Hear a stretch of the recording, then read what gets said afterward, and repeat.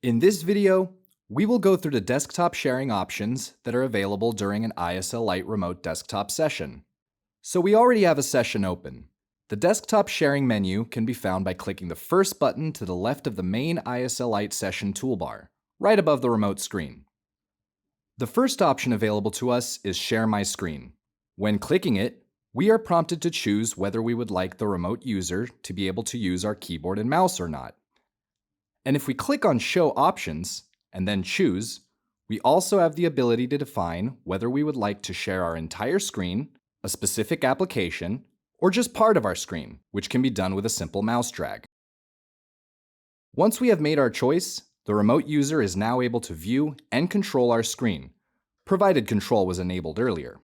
The Stop Sharing option will stop the visualization of whatever screen is being shared, but keep the session open.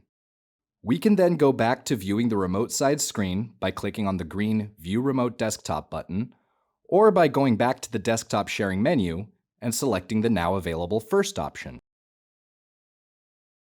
The client on the remote side will just need to click Show on the dialog that appears once we've selected this option.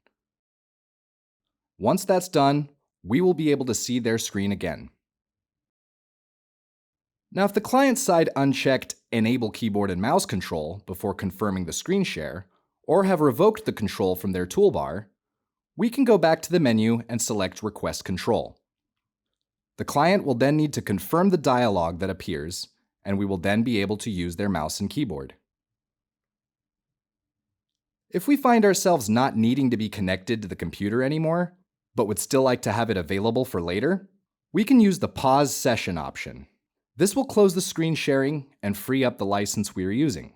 We can then re-enable it in the Sessions tab by clicking on it and confirming the dialog that appears, asking if we would like to resume the session.